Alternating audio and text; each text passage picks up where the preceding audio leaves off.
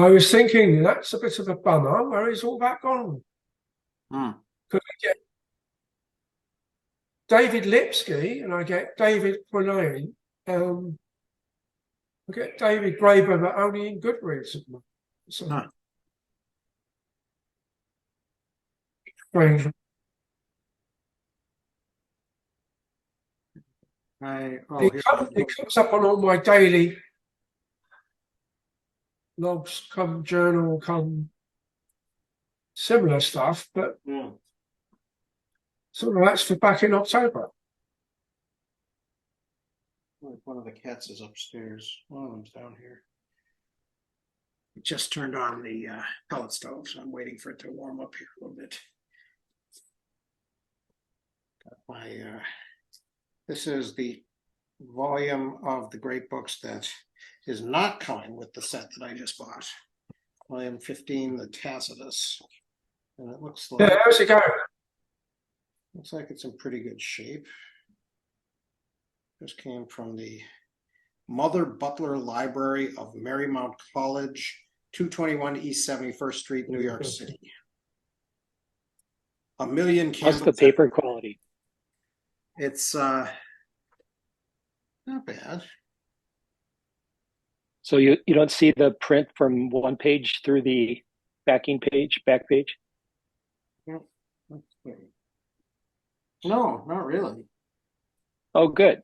Yeah, even when I have it up to the light, I don't really see a lot of bleed through. I guess they had different versions because I've seen some where it bleeds through. Yeah. It's This kind of is disturbing. This one says Britannica Great Books on the outside. Let me see what it says on the copyright page.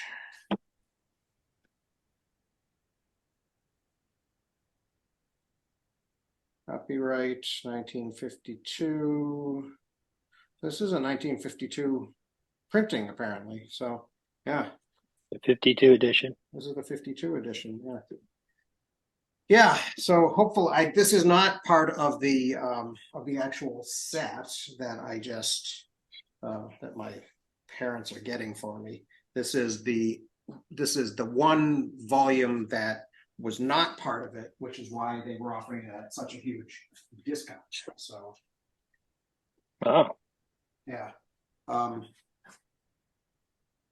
yeah. So that so I got that for like $6, and I once the other ones come, I will have a complete set. So I'm looking forward to that. So I have not. I've actually queued up a bunch of stuff to begin kind of just to sort of regularly appear in my Substacks. I have not really been keeping up with the reading in Substack.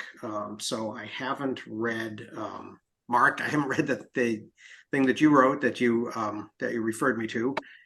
Yet, although I have it kind of queued up to read. I also haven't read this Atlantic article, Tim, that you apparently gifted us with.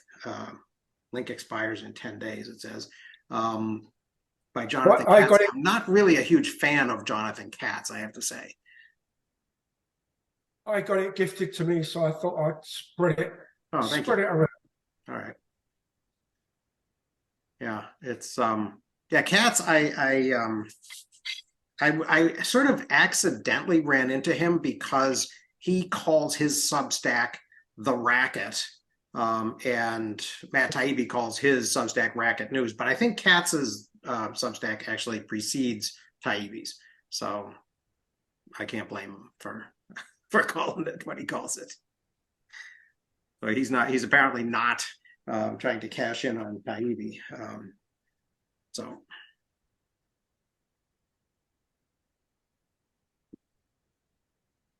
but yeah, I found him that way, sort of accidentally, and I read a couple of his things on his Substack, and really didn't entirely see eye to eye with him.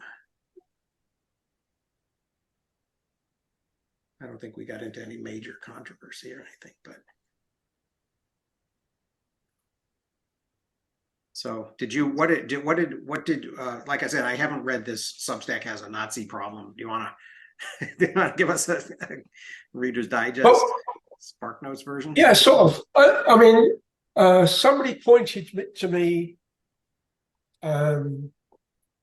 the With podcast of about 2 weeks ago. And in that particular edition, it was a live edition. Apparently, it's the only one I've ever listened to. It's a live edition in a theatre in New York City with the guest is Rachel Maddow doing the stuff for her new book, which is the expanded story of her Ultra podcast. Yeah. And there's half a dozen little things that I sort of knew about. There's that classic New York meeting of all the brown shirt type people, and the German Nazi was talking, and some Jewish guy comes up and tries to spoil the event on the stage, and the rest of it gets carried away by the cops. There's a few like that I knew about, but some of the stuff that Rachel was coming up with, it was like, really? And I don't know that I'd actually really connected Henry Ford's output as a direct Nazi, just as opposed to being right wing. And it was like, wow, you know, he's producing the local town newspaper for the main new factory because he's got the money to do it, you know, a bit like Murdoch type equivalent, I suppose. And it's, you know, there are articles in there that are the Jew is the problem, or the problem is, and it's like, yeah, the closest I've got to that in non-German space stroke modernist times is people like David Irving, where they are denying the Holocaust. And of course, this was pre-war. So this is, I think some of this that was being talked about there was pre-Hitler coming to power, but incipient. And there's a whole pile of links that are in the racket and are paralleled by some of what Meadow was putting in. And of course, she's only doing a couple of bits and pieces out of the book, so that you still need to go buy the book, which is fine. You know, that's what authors do, just, you know, make sure they get to the top of the pile. But it was one of those instances where lots of things that hadn't quite joined up started to join up, including there was one guy that was in the racket who was being talked about as being a German who, for reasons of debt, had to leave Germany to come to the US, go to the US, and decided to be a journalist talking about life in Germany and how nice it was since Herr Hitler started to come to power, but hadn't actually. And then apparently the guy got an interview with him that he republished, even though the interview was before he left Germany and before Hitler come to power, and was talking about him as being this charismatic person and somebody better not stand in his way because there's fire in his eyes. And it was, wow, that's quite dense for the corporal who couldn't make a couple of Deutschmarks or Reichsmarks even back then in the Weimar Republic to pay his laundry bill or whatever it was back then. And was all came over in all the bios I've read of him as being a very confused person. Until he started to get, people picked him up because he could speak. And if you think about it, that was his primary skill, so it seemed. Although when you then dig into particularly the second half of the World War II period, he was making some really good calls, like, you know, the German High Command, the OKW, was saying, we're going to go for Stalingrad, go for Stalingrad, go for Stalingrad, and committed too much. Mhm. And Hitler's turned around and saying, no, go to the Caucasus for the oil. We're running out. We need resources. We don't need the top bananas village Mhm. just because it's his name. Just because it's named Per after. se. Yeah. Yeah. But of course, it then became a bit of a, we're going to box this one out no matter what. And of course, they lost. And one of the Brit part-time historians tells a good story and does quite a bit of economics and politics on the side, but half plus of his stuff is not quite bullet by bullet, blow by blow battle descriptions, but close. He's just recently finished his review of Stalingrad as a battle, although he's still got one episode to go. And the last one episode, which came out on Monday this week, was why we know we can make Paulus a German field marshal, because no German field marshal has ever surrendered. And then how Paulus wiggles around on that and doesn't actually surrender. Mhm. Everybody around him does. And because he's got captured, I'm no longer in command. So, although Hitler doesn't quite look at it that way, he should have put a bullet in his brain, because that's what any upright German would have done with his last bullet. Yeah. Et cetera, et cetera, et cetera. But then, so like the 28th of January through to like the 4th of February, was close to 120,000 Germans just roll over and surrender.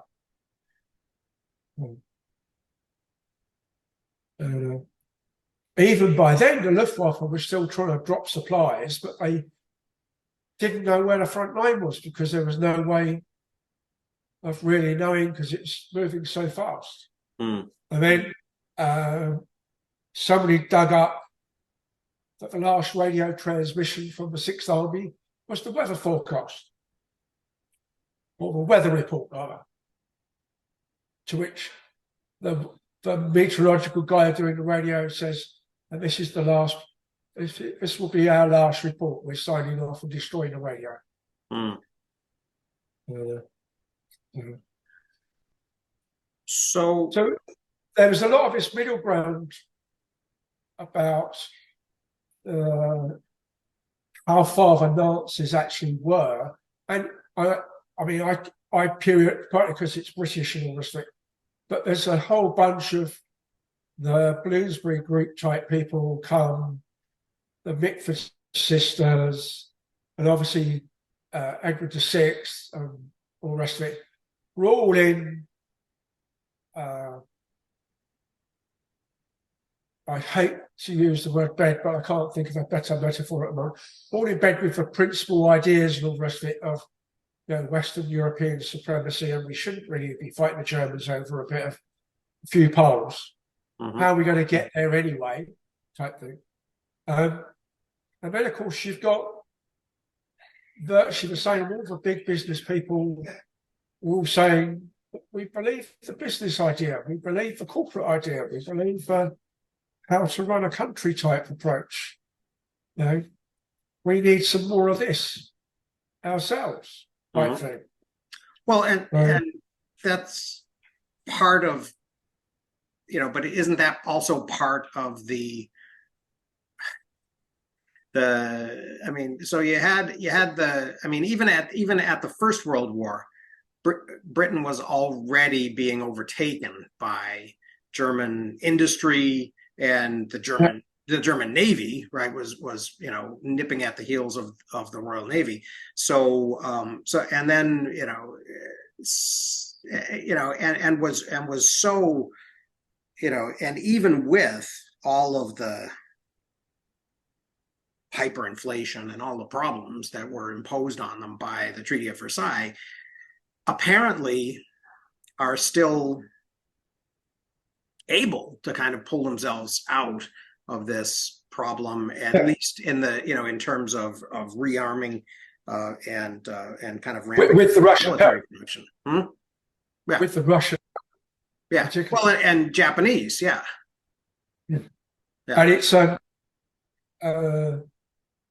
the one thing that I often think about for effectively from like the Battle of the Bulge through to Market Garden type period, those last battles, particularly on the Western Front, that were on the outskirts, on the border almost, but not quite over the border, or at least certainly not over the Rhine, was just how well they managed to do with, and they've made more aeroplanes this month than they have done in the last 3 years or whatever.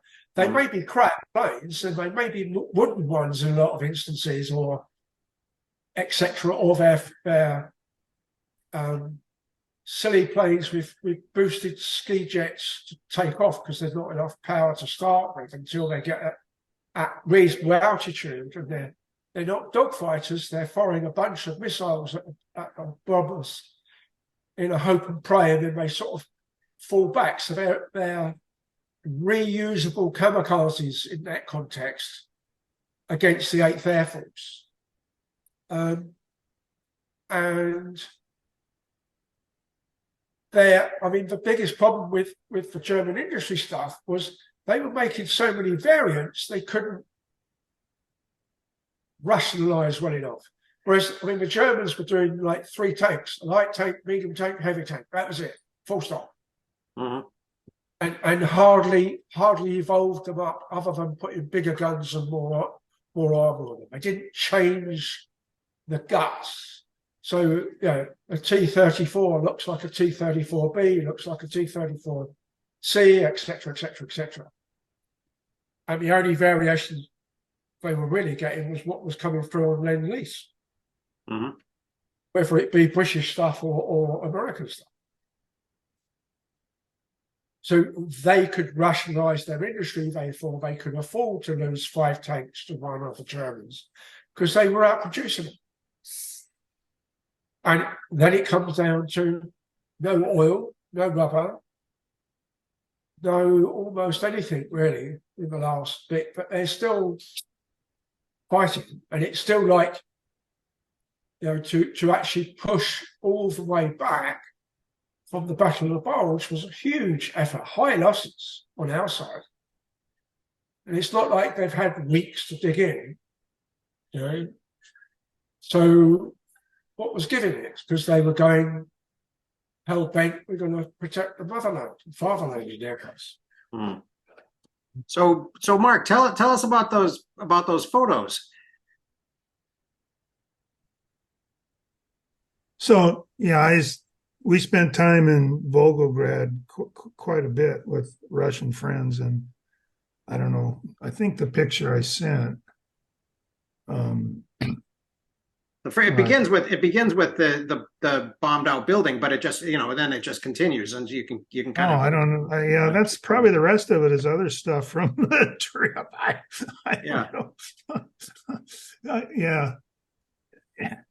Well, what was interesting is they saved that one building as a reminder of the level of their resistance, fighting to the last person, etc. And there's, house by house. It was just interesting to us, the longevity of the patriotism fostered by their stand against the Germans.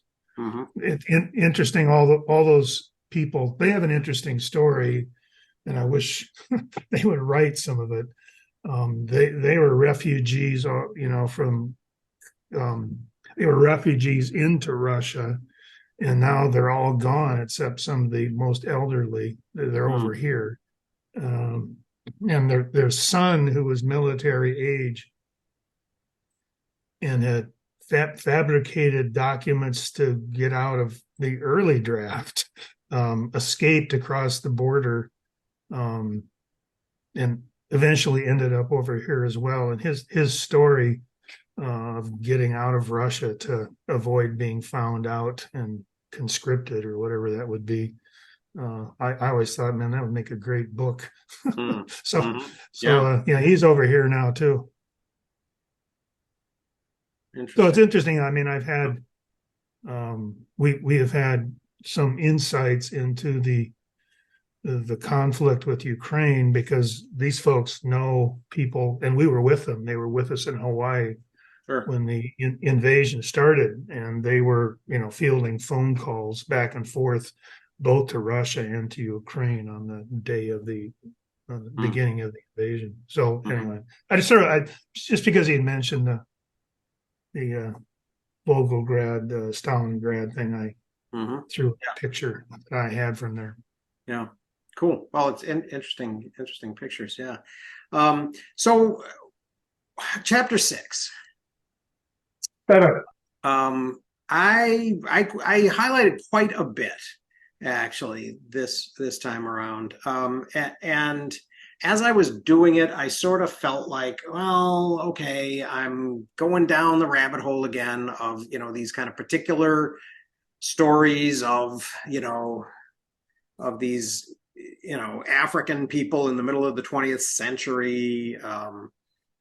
It did one of the things, I guess, from a historian perspective, one of the things that did strike me was it was interesting that a lot of these, a lot of this, what he's describing seems to be happening in the context of the Atlantic slave trade, right over the next hill. And that has a lot to do kind of with what is going on.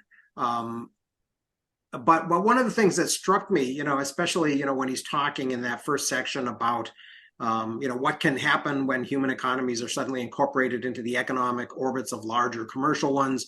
And then he says the African slave trade will serve as a particularly catastrophic case. That's a story of colonialism, right? That's not a story of sort of trade change over time and kind of the gradual development of a society and its culture, based on kind of internal change. So that struck me as interesting that's kind of, is that what we're talking about here in this? And even, if you project that farther back to the things that they end up talking about in Dawn of Everything, right, in Mesopotamia, and these people, in the agricultural, irrigated area, and then other people, and the things that they talk about, when they talk about Göbekli Tepe and all of that stuff that happened well before these settled kingdoms in Mesopotamia. How much of that whole story is always about kind of having it begin somewhere else and then sort of spread by colonialism, by being imposed on people by other folks who are coming in. That was one thing that struck me, that I was kind of, that I'm wondering about as a result of reading this chapter.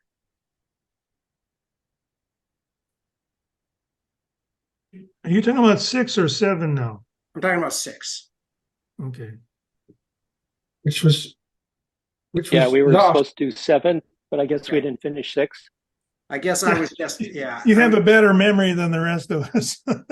Well, yeah. I guess when I opened up Kindle, it opened to 6. So so I will jump to 7 to this. He carries over a lot of the commentary about slaves and person as thing versus not thing into 7. Well, and this idea of surplus honor is surplus dignity. Yeah. Which, yeah, okay.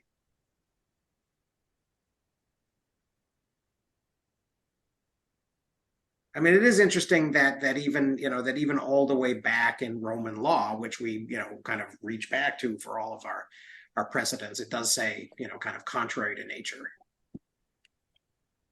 So there. Well, contrary to nature, but he has a thing toward the end of 7 where he's talking about anybody who works for a salary is essentially renting themselves out kind of as a slave, which I thought was, I guess. I that's kind of pushing it a little bit too far. Well, a wage slave, salary slave is common enough mention, isn't it? Yeah, well, and that's difficult because a voluntary, and that whole idea that that you're, that because you're taking wages, you have now accepted you go into the workplace and you accept an inferior position, and I don't entirely buy that as a thing that happens even in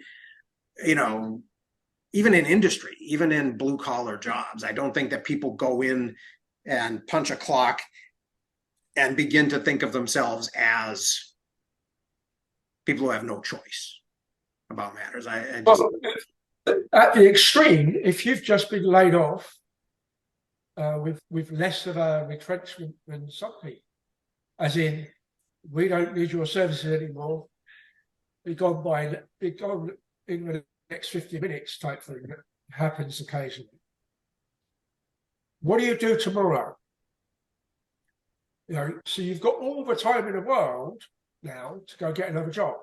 Yeah. But if the job that you just come from is $100,000 a year, and the job you can get is $50 a week, because the market's changed or there's things like there is here, for instance, I'm unemployable because of my age, and I'm not an Emirati. I can consult because I'm not employed and I'm on contract, right? But I'm unemployable as an employee. Yeah. So, and you look at some of those pensioners in the UK, and no doubt in the States, that want to work while they're technically drawing a pension after 65 because they want something to do, and they're working for a low rate, which is all part and parcel of driving to the lowest possible rate.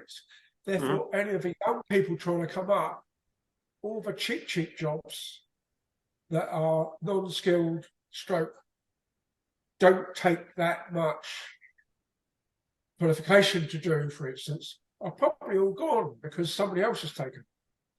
And or, however you want to phrase it in terms of immigration issue, stacking shelves doesn't need that much language. You just need the same set of boxes or packets, etc. You match the text. You can do that without actually reading. Right. So, at what point do you say, does the boss turn around and say, "Oh, I can get it," as they do here? Okay, I can get an Egyptian cheaper. Okay, go get it, right? And then it's like, but now my building's wonky. I didn't used to do wonky buildings,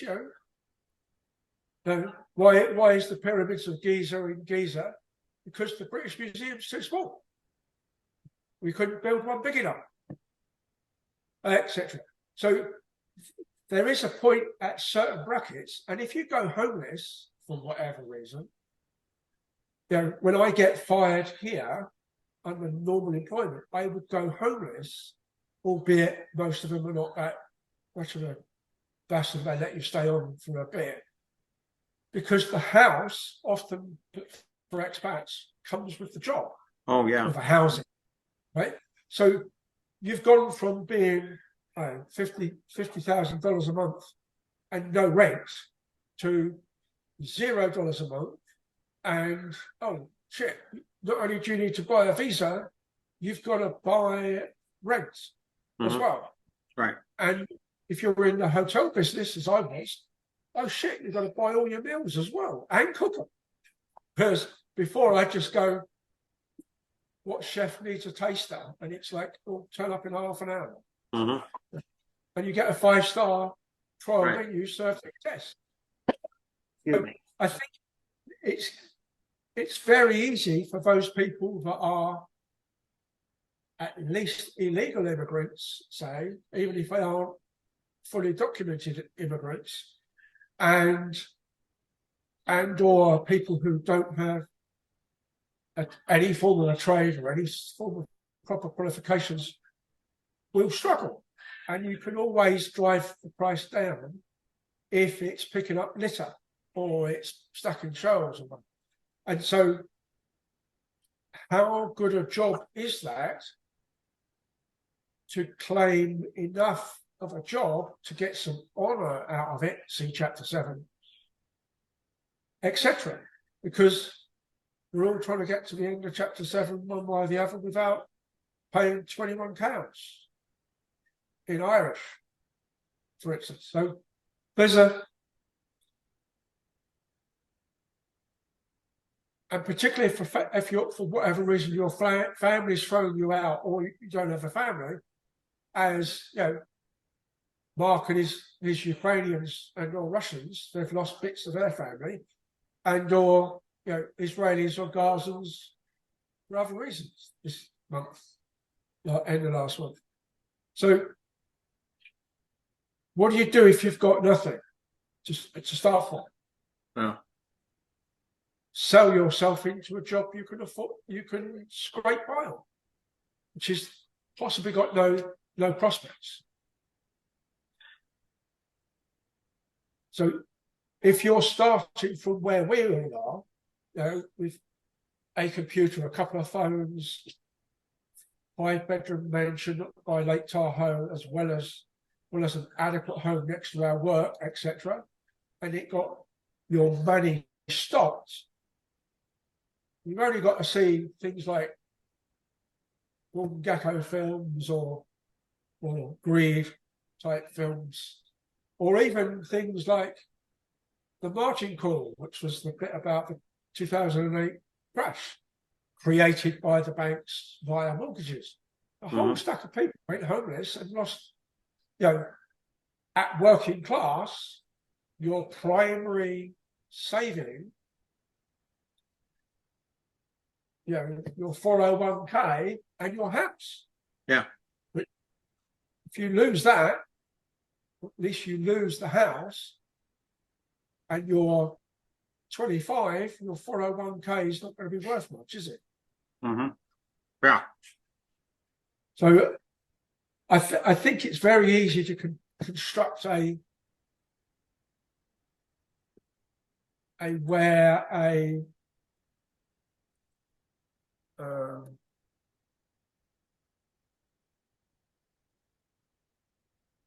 slave trade. I mean, the other thing that came up elsewhere on a similar basis, and we've spoken about it, I think, time before last, was the Trinity factory fire, where all the employment rights starts to become tangible. Like, you must have a fire exit, there must be lunch break, etc., etc. If you go back to an element that was effectively before those times, then where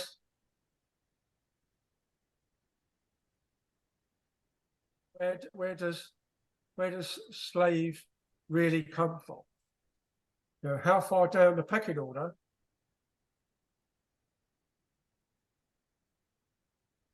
Yeah. Well, and there was that thing. I mean, yeah. And in the West, and that's something that I think I've mentioned before, that, kind of Patricia Limerick, kind of really leaned into, that whole idea of assumption of risk, right? That by just, going and accepting a wage, you had, and the courts sided with, the mine owners and things like that, when there were mine accidents, that by taking on that work, that people had, there was a fiction that, that there was, like there always is in economics, right? That there's perfect information. And that they, and that people knew the risk that they were taking, and what the odds were, and what the costs were, and that the wage was sufficient to give them an opportunity to prepare for that, to prepare themselves for that potential cost of that risk, and it was all worked out, and the market had somehow rationalized all of that, which of course wasn't true at all. Yeah.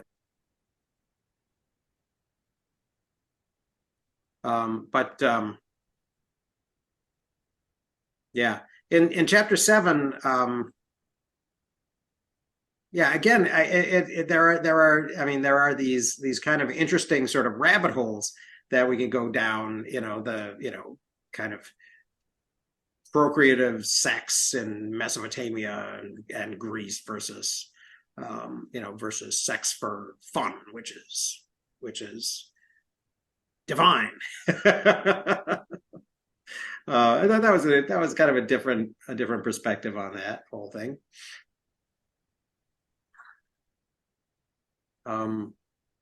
He seems to have a need to tie together such a strange assortment of things. You have violence, and there's a lot of sex and power and honor, and I don't know.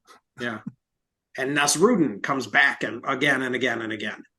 Right. All these little and maybe that's just we're gonna have these Nasrudin stories instead of anything out of something that Westerners would know better, like biblical parables or something like that. How are we supposed to view these stories? It seems like it's all cherry picked, that as it relates to debt or money. And I don't know if he's trying to establish something that is universal. He is when he talks about the origin of money, but it doesn't seem like he's building a case for a general theory, but giving us all these different stories. Maybe he'll relate the stories to one like the Irish and Mesopotamia examples of things, but is this the kind of thing that anthropologists do as opposed to other fields?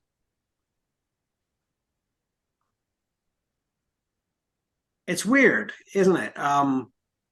Anthropologists seem to do that. I was just in the last couple of days, I just wrote a book review. I don't know if it's popped up on Substack yet, of a book by Perry Miller, I think it was, about it's sort of American history, but Perry Miller's not really a historian. He's sort of a literary guy. He died in like 1965 or sometime, and the book came out posthumously, and it really was, and it was similar. It sort of jumped from, I guess the only reason I'm bringing it up now is it sort of jumped from one thing to another thing, right? And he cherry picked, quite a bit from a kind of a literary perspective. And I think that Graeber probably is more guilty of that than I recognized kind of the first time through. So if we turned around and said to the Graeber estate, we demand to see the Zettelkasten or this book. That would be very interesting.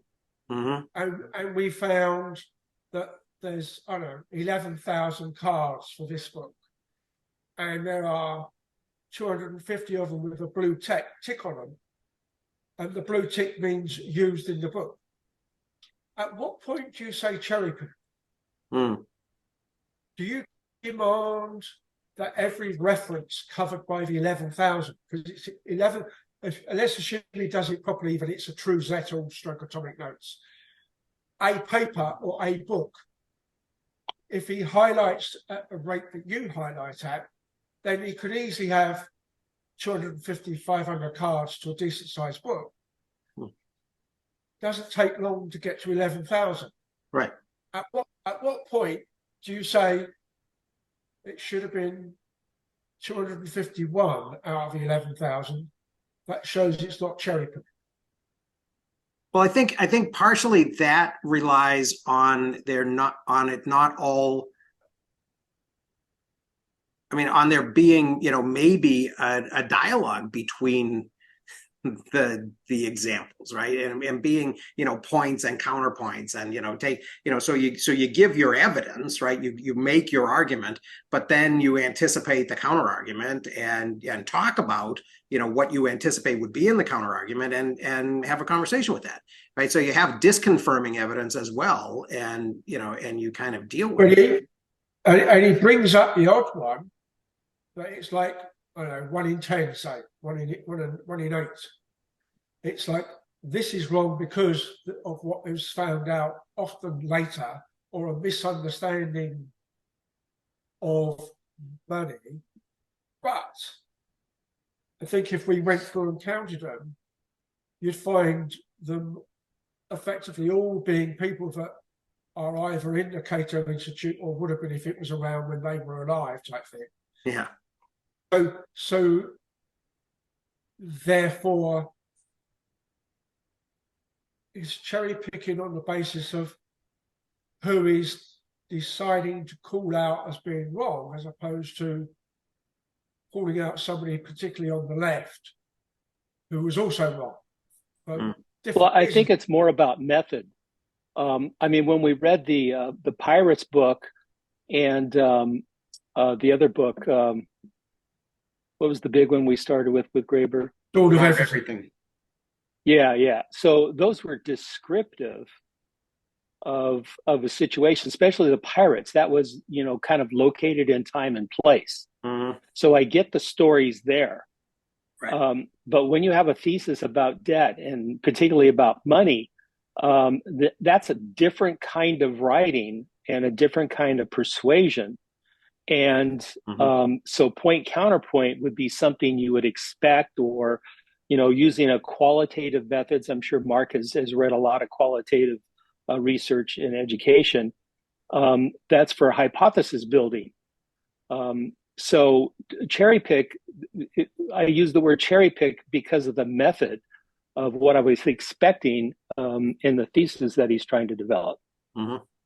Well, and he does. I mean, he's developing this thesis, and he has the opportunity to cherry pick across, centuries and millennia too, right? So he can connect.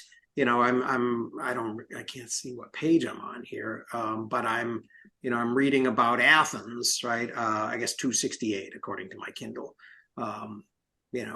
Athens, and extreme moral confusion. And then, in the next chapter, he sort of bounces along to, even in that chapter, Vedic India. Okay. People, and he's back to, life as debt to the gods, and, and sort of, these, I mean, that seems to me like a little bit of a reach.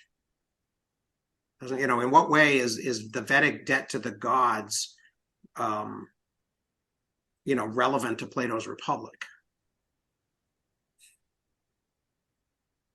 Well, there's a certain amount of connection comes up in 7, where he goes through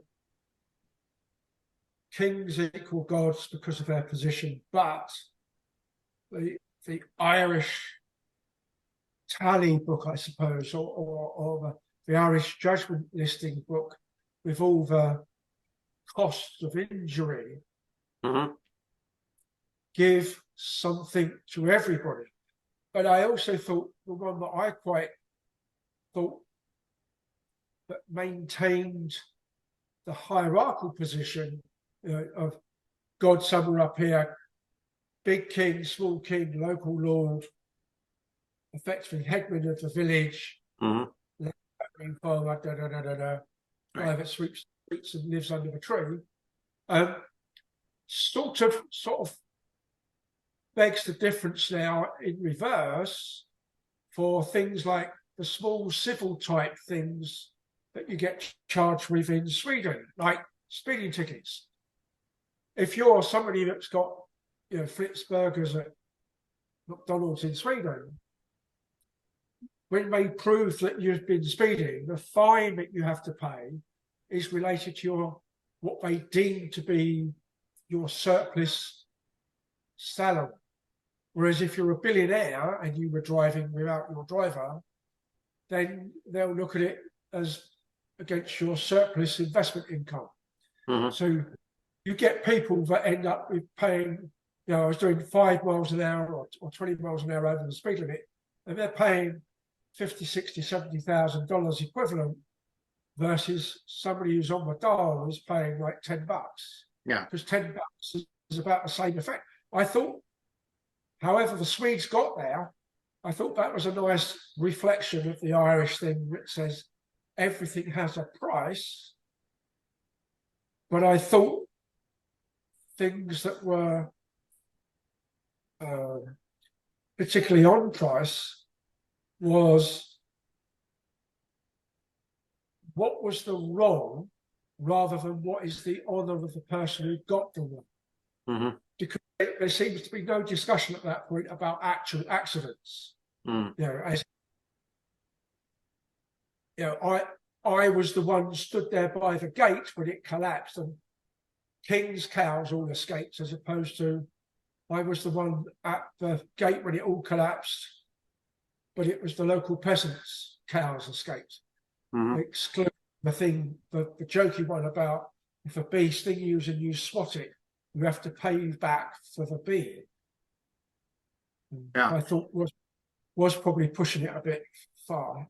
Well, actually, along the way, as he was doing all of that, sort of describing, these pounds of flesh and all of that, he sort of makes the offhand, I don't know, it was a couple of chapters back, I think, he made that offhand remark that, maybe it's going a bit too far to suggest that, that this was actually an inventory of penalties that could be imposed on somebody actually for something like that. But it did. I mean, I thought that was I thought he was right to suggest that was an exaggeration and sort of taking it from the sublime to the ridiculous. But that there may be something in that whole, all of these valuations for things that there isn't actually a market for.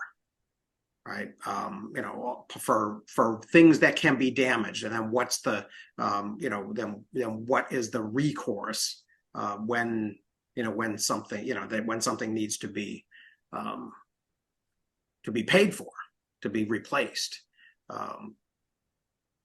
It's interesting that, I mean, the other thing about this kind of transition to debt, and I'm reaching back to chapter 6 again, was sort of that list of all of the there's a list towards the end of the chapter about all of the levels of being in this anti-witchcraft club, right, that people could join, and that it's so expensive, right, that people actually kind of go into debt in order to qualify, right, so membership, all of a sudden has has costs that create debt, and so that idea, and that, I think that sort of plays with his his idea that there are these different kinds of, I think that the thing that we were talking about last week about the three about this human economy thing, I was that we're kind of going through now, that he's giving examples of in 6 and 7, I think is less effective than the idea that there are these ways that we relate to each other, the hierarchical, the market, and the kind of primitive communism thing. I thought that was more effective. No, it's certainly not,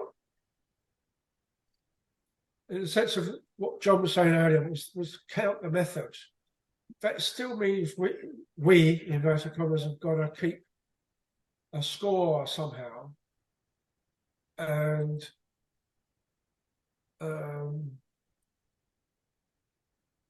relate it back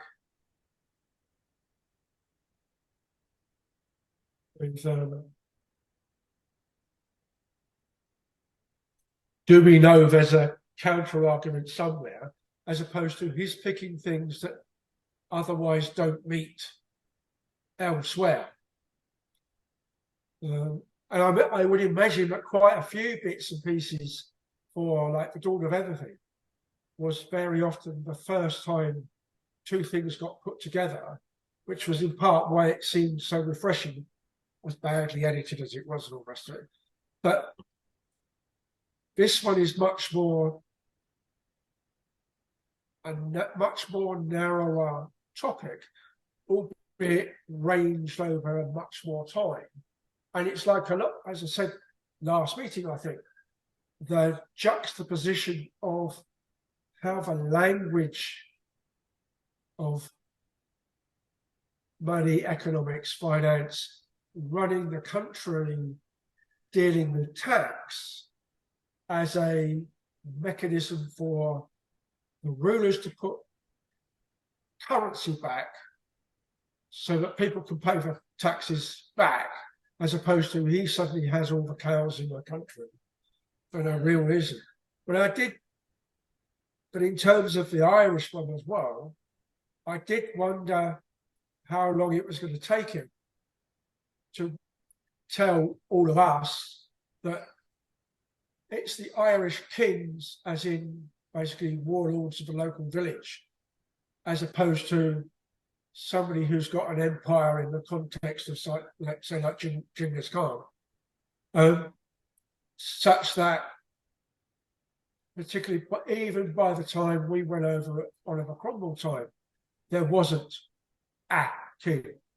There were sufficient numbers that, divide and conquer was easy, same way as not that many years later, we ended up by taking over India, right? Yeah. Well, but in terms of, I mean, his part of his thesis about slavery, right, was that slavery was about sort of radical decontextualization, right? That people would, that people had to be cut off from these become more regular structures of familial relations and belonging and all of that.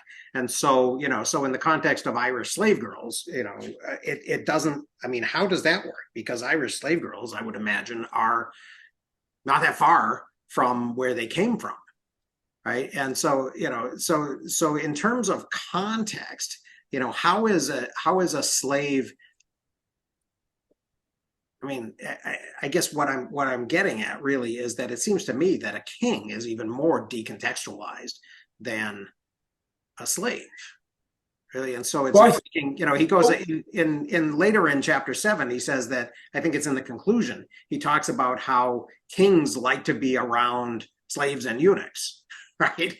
And that those are the people that they sort of surround themselves with. Well, what's going on there?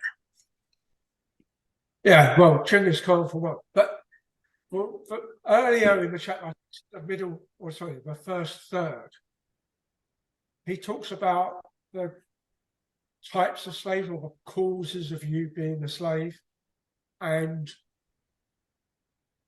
the degree to which you lose your honor because of that.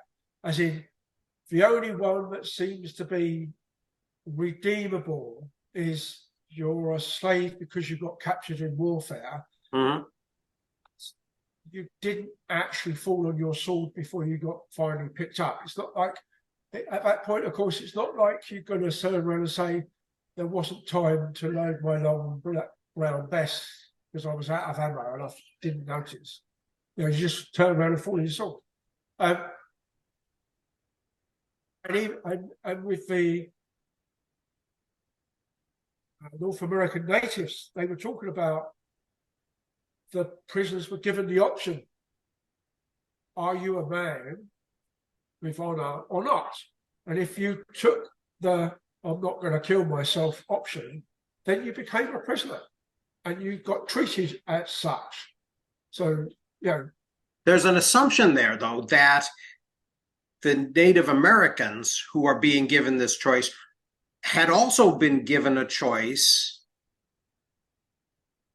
of whether or not they were going to war, right? Well, you would, if it's native versus native, you would have done, wouldn't you? Because there is no hierarchical type chief. I think that's the assumption, right? Is that these people all voluntarily decided to fight. And so it's legitimate for them to be asked, having lost, it is your responsibility, as opposed to somebody elsewhere in the world, in ancient or medieval Europe or Asia, right, who is conscripted, right, and doesn't have a choice, right, and is already unfree, right, as a soldier in an army, right, then that logic doesn't apply, right? Yeah, I would agree. It has to close at some point, such that. I mean, one of the things with the eunuchs, of course, is it guarantees your heretical line, inheriting line from any hanky-panky behind the curtain sort of thing, as far as possible, at least anyway. And that's where I keep thinking back to Genghis Khan, as in he got nobbled in some respects by the Chinese bureaucracy who tried to take over, and they just sort of ran his life at a household level for it. But then that's why, if you want to pick a person that you've got genes of, the most likely person is Genghis Khan. Mm. The Chinese used eunuchs specifically because they believed so strongly in that whole ancestor, the being an ancestor thing, that if you cut off their ability to have their own, to have a line, to be an ancestor, then you remove that potential conflict of interest, right? And so then you guarantee their loyalty. Yeah, I mean, even Admiral Zheng He, him of the big jumps, was a prisoner of war corpse, made a eunuch, came up through the ranks because of the childhood relationship with who then became the original with Zhu Di, yeah, right, who became the Yongle Emperor. So,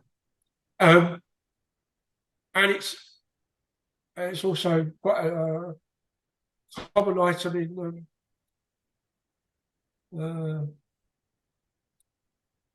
but that was what Zhu Di did, what the Yongle Emperor did was he because he had been passed over by Hong Wu, his father, right, who had tried to pass the throne to his grandson, to the son of his favorite son, right, and Zhu Di was his fourth son. So when Zhu Di came in, he moved the capital from Canton, I think it was Canton, right, to Beijing, right, which was the outpost that he had been sent to up north by the barbarians, to guard against those incursions. And then and so he did that, and then also he really surrounded himself with eunuchs, and the eunuchs were the enemies of the Confucians. And so there's this whole sort of palace intrigue going on between the eunuchs and the Confucians. And for a while there, while Yongle is on the throne until 1433, they have the upper hand. But then, as soon as he dies, that's the end of the voyages of Zheng He, and it's the end of the eunuch kind of control of court. So that was the puppy. I don't know if you saw him, but what just happened was the puppy came in and went crazy, and then I put him back outside. Sometimes when my family lets him out of the house, he comes over here to say hi. And I thought the graduation of the slave level of honor, I meant the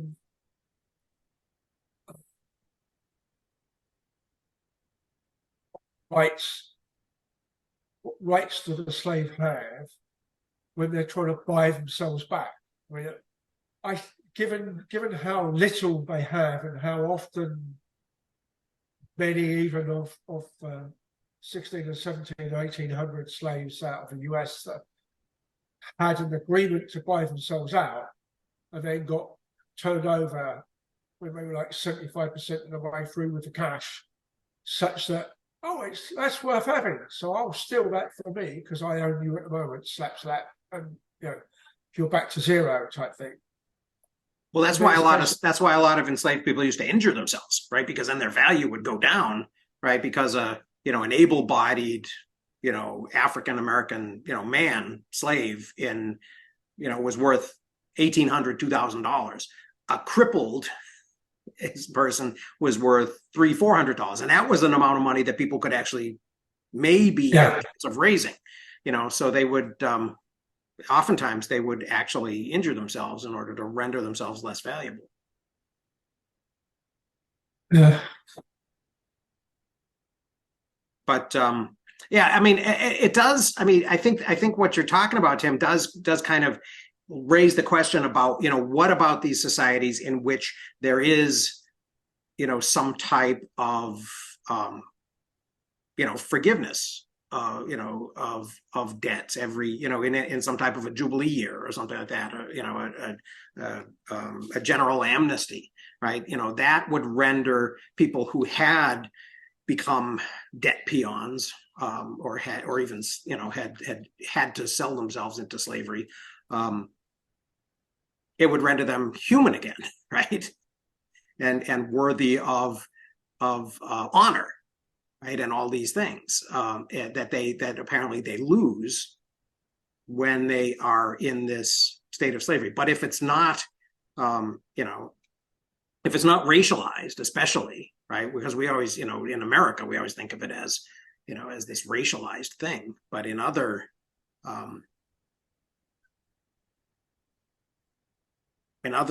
societies, where people can be tuition forgiveness. But what's your Tim? What's your methodology reference? What are you referring to there? John said he wanted to base is this book cherry picking stroke biased, and it's a case of checking through the references and the bias of the reference. So. I'm thinking of it at the moment as being an anecdotal memory, not an actual rigorous process. So if we had a rigorous process and we went through paragraph by paragraph, or at least reference by reference, and assigned a value in some way to go and say, and not using the words left and right in a true political sense, but leaning one way versus the other. Yeah. The thesis of the main book. If everything goes that way, that should be relatively easy to find and define. And at some point, it clearly is not going to be exactly 50-50. Right. But at some point, what do you do? And if without actually, I'm just thinking now, maybe it's something we could get an AI to do for us.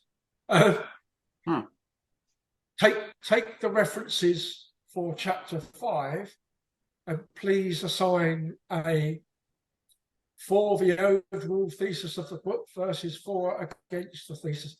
And even if it only give a 1 - 1 type score, you at least come out with, this chapter's got 150 references and it's a plus 125. Looks like a bias. Yeah. Looks like you really know yet, but it means you haven't got to read the book word for word again. Well, at least. Yeah, but the only way to prevent that from happening would, if you were writing a book like this, right? I mean, let's put ourselves in the shoes of the author, is you would have to say, well, okay, I'm going to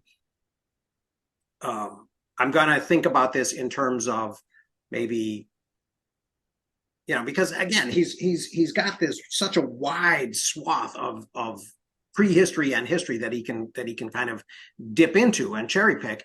That you have to, that the thing that if I were writing it, I might ask myself is, how many people does this affect? Right. And if I'm making, and if I'm making an argument that this is the way it was for most of the world, then I would have to demonstrate that these conditions apply to most of the world. If all I'm doing is making, and maybe he's sort of overstated his thesis. Maybe really all he's trying to do is demonstrate that it is more complicated than the stories that he kind of held up at the beginning and said he was going to debunk.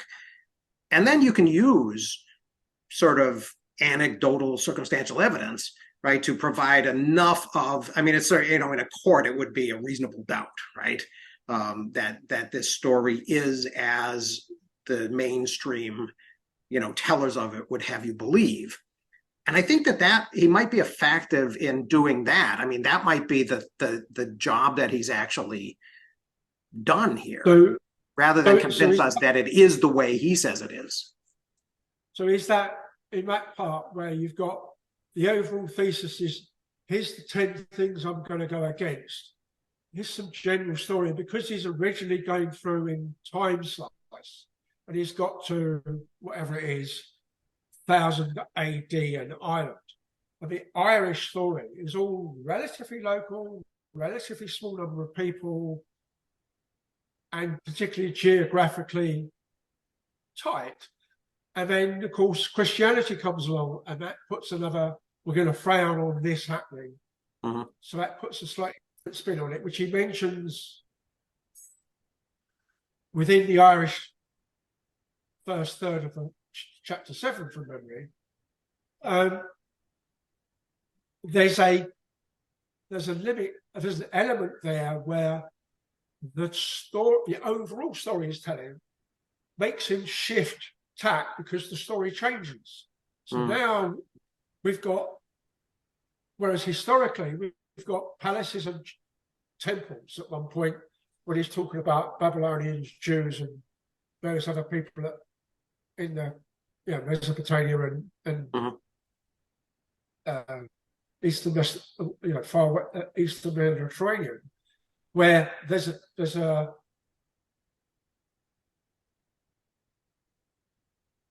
to and a fro between those two things as being the source of power, the source of judgment, and the source of morals, etc. And now we've got this non-local power by Rome, as in papal Rome, at 600, 800, 900 AD, is putting out, St. Patrick and all the missionaries to convert the barbarians, the Irish, to Catholicism. And part of what they're doing is overriding the local power by the kings. And the historical, all these jurors who know how to write, who a large majority of which will no doubt be priest-educated at least. And if you're priest-educated to read and write, then they're going to want you to commit to being baptized and having communion, because, give me your son for 7 years, I will have him for life type process. Right. So there's a power take there, and the Catholic Church extending its arm, and then 500 years odd later, we get our favourite treaty giving that half of the world that's not Portuguese to Spain, and that half of the world that's not Spanish to Portugal. Mm-hmm. At which point the Dutch and the British, or the English really at that point, have a disagreement with everybody else. Right. Well, and yeah, so let's connect this with what Mark is saying in the chat about recent claims that slaves benefited from their role as a slave. If I were responding to that, I wouldn't I mean, my instinct wouldn't be to analyze the claim. It would be to analyze the evidence of the claim. It would be to analyze the claim itself. Analyze the motivation of the claim, right? And there are plenty of, there are plenty of arguments like that, right? And in my primary source anthology that I made for my U.S. history students, there are a couple of sources that say that kind of thing, that say that this is great for that whole paternalistic Southern argument. Right, that these people were so bad off in Africa that we actually saved them, and of course, if you're a Christian and you're a believer, then saving their souls, is potentially a legitimate argument though there. But on that basis, there's that Mimi type quote from someone from Inuit Eskimo people saying to their missionary, "You're telling me that if I didn't know about Christ, I would be saved as a child. You told me, so you made me jump," in effect. So where did you do me any good? Because as soon as I know, even if I don't accept it, I'm still cool. Well, then you're damned, right? Yeah, then because then you've rejected. Yeah. Yeah, and you're double down. You're double. Yeah. Well, and that's yeah, exactly. So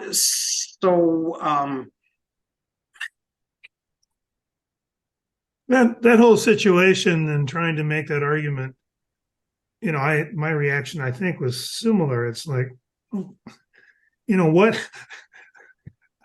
what is the basis on which? So is it all about, I don't know, the food you eat and the level of your nutrition, or, like you say, there's a religious component, so that being taken or, overrun and forced to go to certain schools or to attend the Catholic Church or whatever happened with the Native Americans.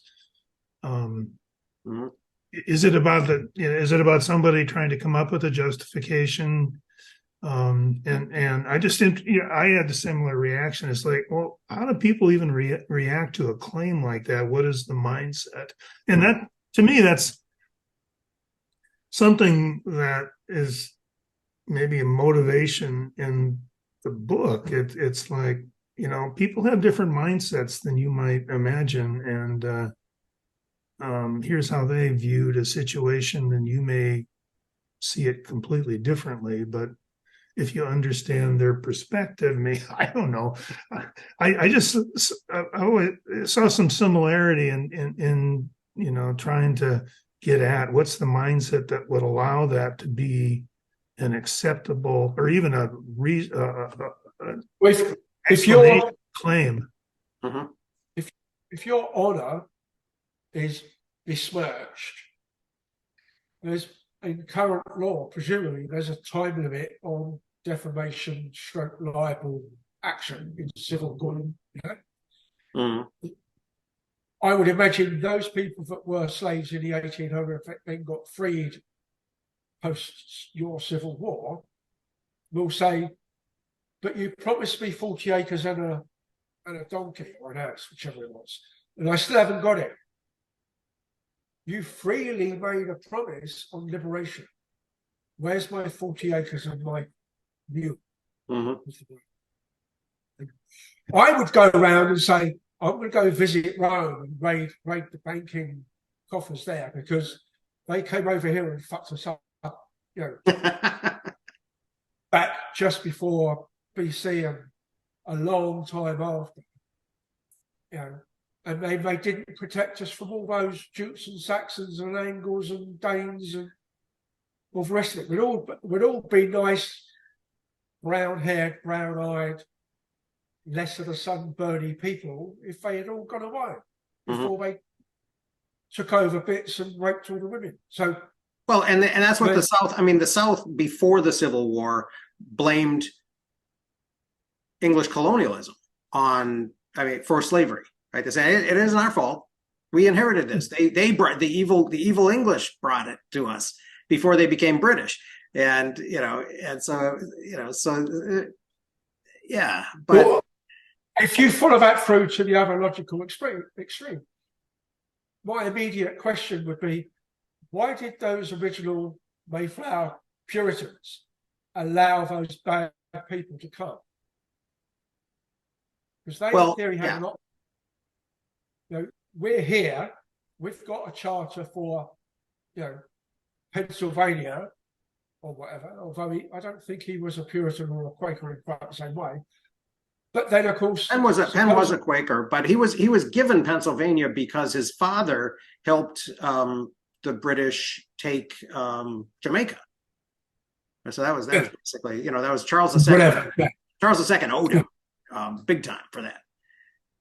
So then it's a case of you've got to unpick all those dodgy deals, as it were, to find out why has somebody got what he's got. I mean, by quirk of fate, there's another YouTube historian who uses mostly family trees to explain elements of history. I think I might have mentioned it before, but he's done two recently, which is all of the historical proven people from the newer part of the Old Testament and the New Testament. And one of the people that is proven from other records is Pontius Pilate and the fact that he was there passing judgment. And somebody then piped up before it got to the point of explaining where it came from and said, yeah, but was it his wife saying you can't stand in judgment? And it turns out, no, there's a big plaque in somewhere, I forget where now, that's written by somebody called Augustus. and Pilate is deemed to be in judgment again. Because, for whatever reason, I haven't figured out why, when Judea, and southern Israel as it was, including Jerusalem, went backwards and forwards between a Jewish administration and a Roman consul. And so Pontius Pilate was there for about 5 or 6 years, and it was that Easter thing. And then, of course, it then turns out that the Herod that killed all the 2-year-old babies was the one after Pontius Pilate, not the one before. So the Bible's sort of chronologically challenged. Yeah. Well, and so if all of this, and I guess that kind of goes back to that question about Graeber and cherry picking and all that, right? If all of this is really, you know, and to what Mark's saying about, you know, trying to justify or say that slaves had it better or anything like that, if all of this is just BS, right? If all of this is just justification and sort of legalistic kind of posturing, then are we really saying that what it comes down to at any given moment is just power relationships, and you know, and that maybe debt or not debt is just another way of expressing whatever power relationship happens to be in play at the time. And that's more important than, you know, than this question that Graeber is asking in this thesis. Well, for instance, as much as I might want to go and steal all the gold from various Italian banks, make it closer to home. And as I said, you've got people who knew people that were alive at the time, pretty much, said about 40 acres and a mule. And then turn it around in a slightly different way and have it as a non-relocated at a gunpoint type people. Take those people that are Welsh. And my grandfather was beaten at school for speaking Welsh in the playground, right? Not in class, in the playground. So, at what point do we actually say that the prior culture, which Welsh was on a very small thread at one point.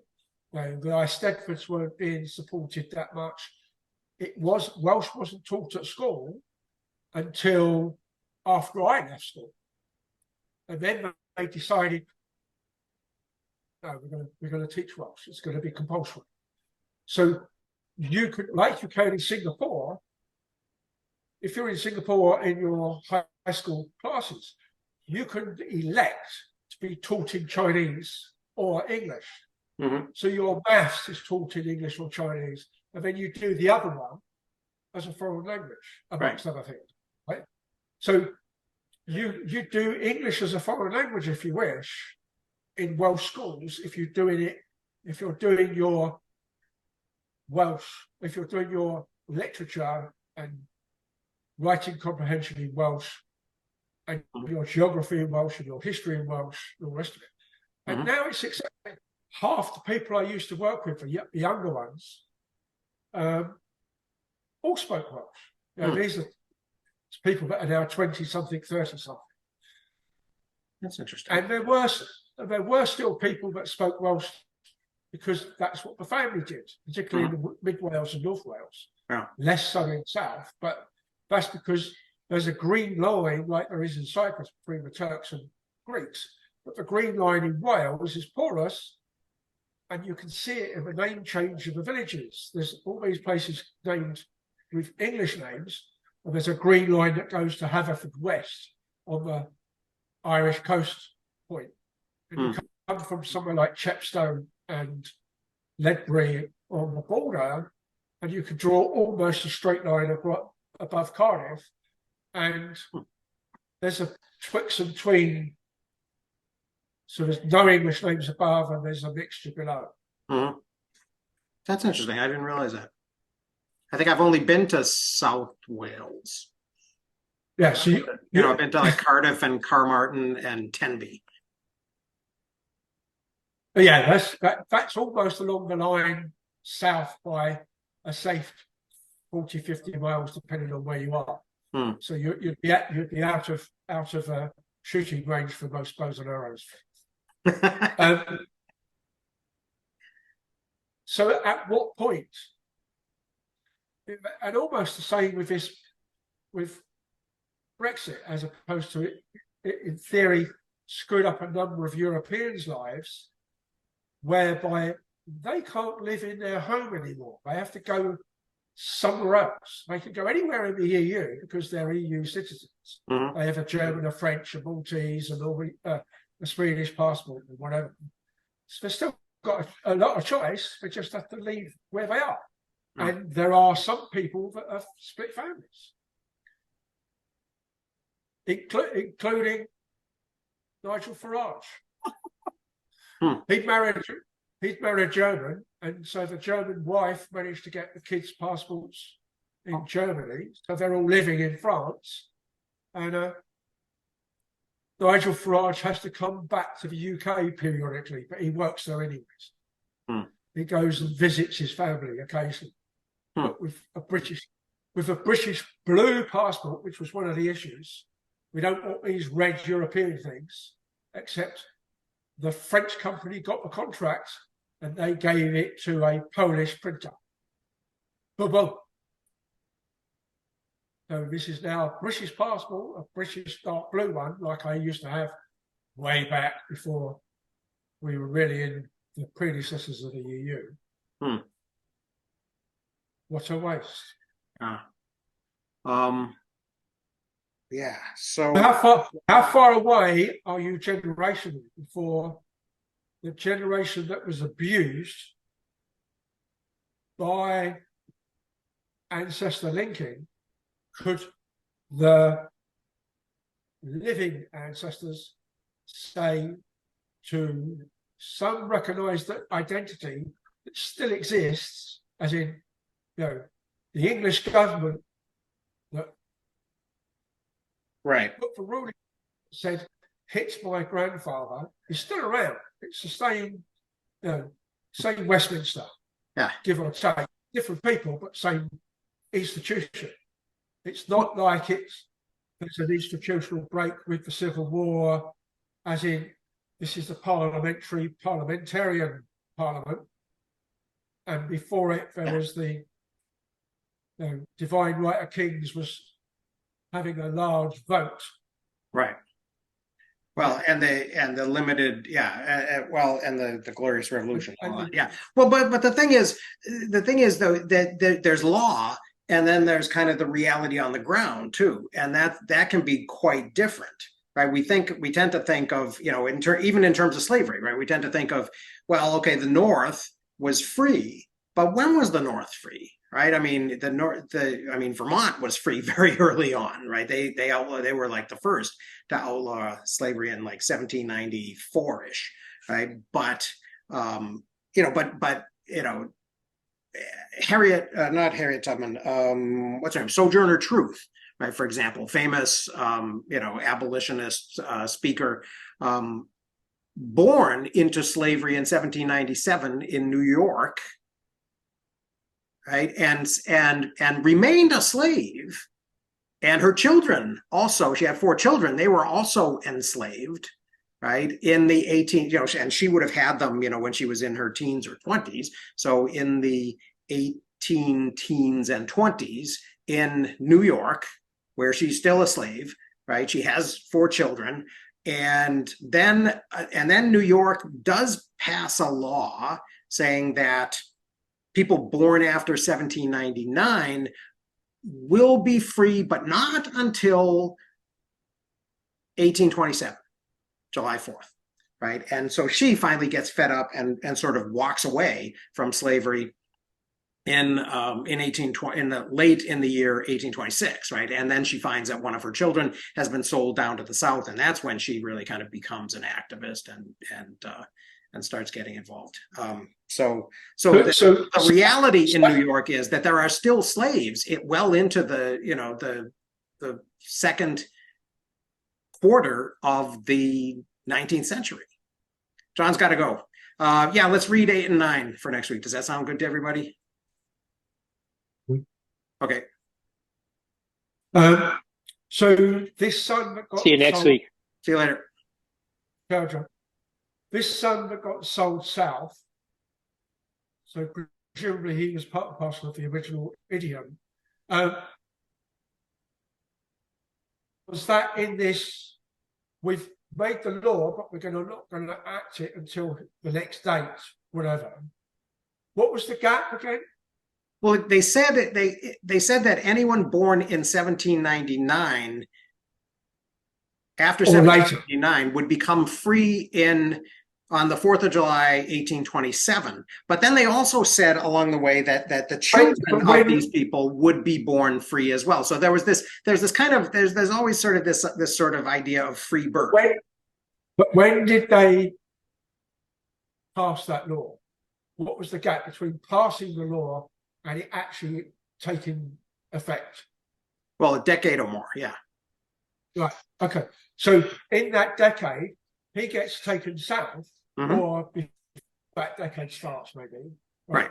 So I would imagine that she's got a real claim that the law should have been such that if you sell a slave, you have to sell him to freedom in that period if you sell him here. If you transfer here, because you also hear lots of slave stories about being cheated by moving them one state or taking them on a trip.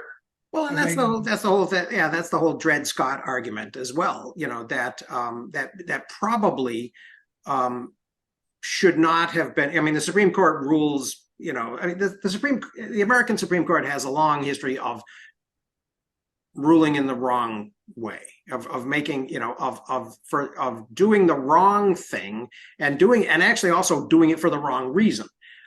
And using all kinds of legal tricks and kind of BS in order to get the result that they want. And so this happens, it happens in Dred Scott. Roger Taney wants to do that. And then of course he also, in that case, there's no call for him to opine on the legitimacy of citizenship for African Americans, free Africa, even, I mean, and he just goes off and he just does this, it's just this vomit of stupidity that becomes the law of the land, and also kind of the interpretation of these things, and the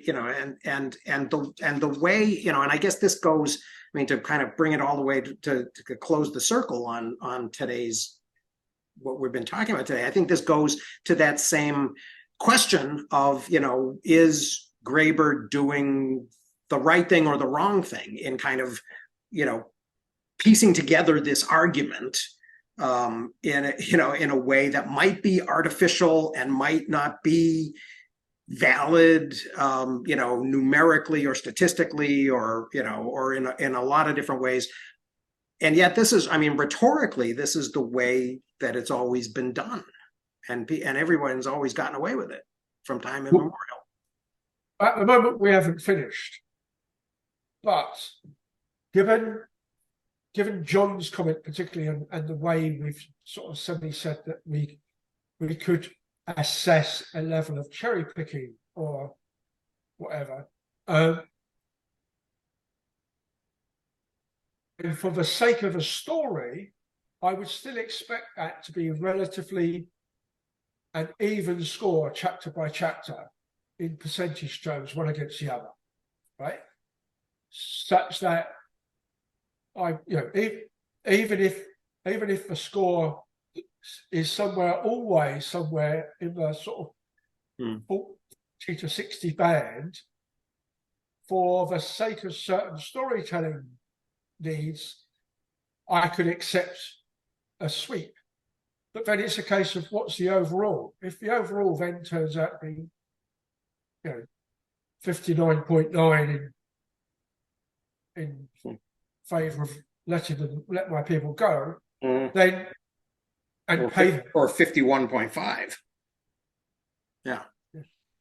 Well, and so in the case of Graeber, where I'm feeling it is right now, and I guess it isn't over yet, but kind of where I'm feeling it's at is that I think he has established that it's more complicated than the stuff that he set out to debunk, but hasn't proven that it is what he suggests that it is. But if I remember rightly, we're just shy of 50% of the way through, right? Right. Downside is the page number includes all the notes, not just new text. Right. But chapter-wise, we're more than halfway through. Yeah. Yeah, but the chapters aren't all equal. Hence, we only did one chapter last week. Right. Last 2 weeks. Well, and the next ones are the ones where he's going to give his historic examples, he says. So far, I mean, my impression of this has been, so far it's been kind of impressionistic, and now it's going to get more detailed, I hope. Yeah, because he's starting to get much better access to paper. Yeah, right. Yeah. And more of it. Yeah, the historic record comes into play. Yeah. Yeah. Yep. And before I forget, as soon as you say 51.5% or 50.5%, the other really good Nigel Farage quote before the referendum result was given was that 48.5 and 51.5 is not a positive result. Yeah, right. Yeah, and it's like, and then he got that was the result we got, so he ran with it. Yeah. The rest of and that's the thing that I think is the biggest takeaway, has been the biggest takeaway from especially the dawn of everything, right? That whole idea of, the indigenous critique actually sort of opened up for me that idea also of, the flaw of democracy, right? That 50% plus one vote isn't a good result. When you compare it to, the consensus building of the council fire, right? And so that, so when you're comparing those cultures, and then you think of it in terms of, 1754, Benjamin Franklin, proposes this this union of the colonies, Keep right? it. And theoretically, the story that we tell is that he has in mind the Iroquois Confederacy, right, and the council and the consensus building that they did, which they, I think, probably stole from the Hurons, who were their kind of ancestral enemies.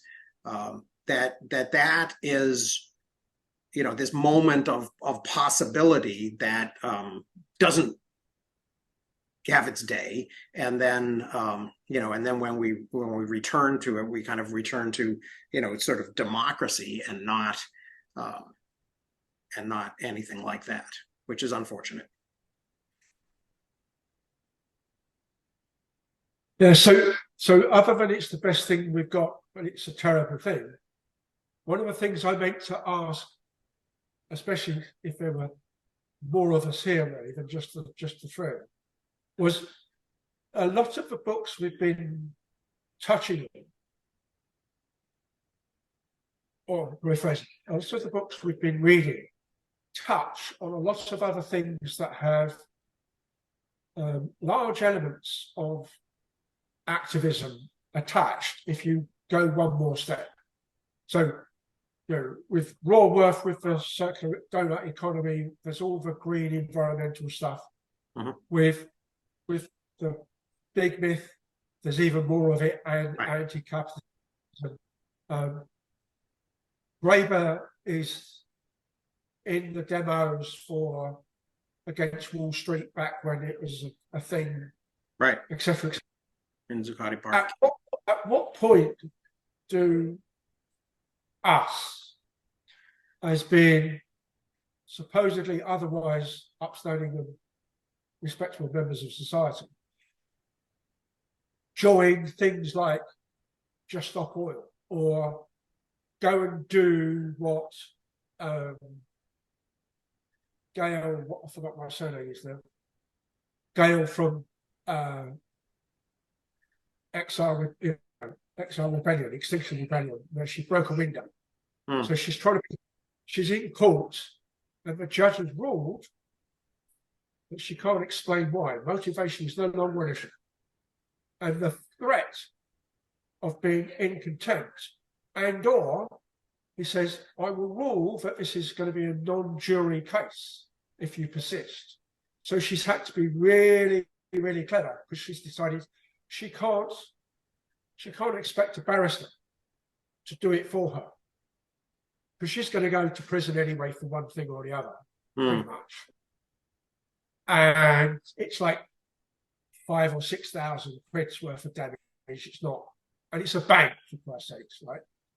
Who are still funding oil, even though COP22 even said they shouldn't. Mm-hmm. Now COP28 this week. At what point do we stop reading and write a placard rather than just write an email to a senator or a congressman? Mm-hmm. Just a question.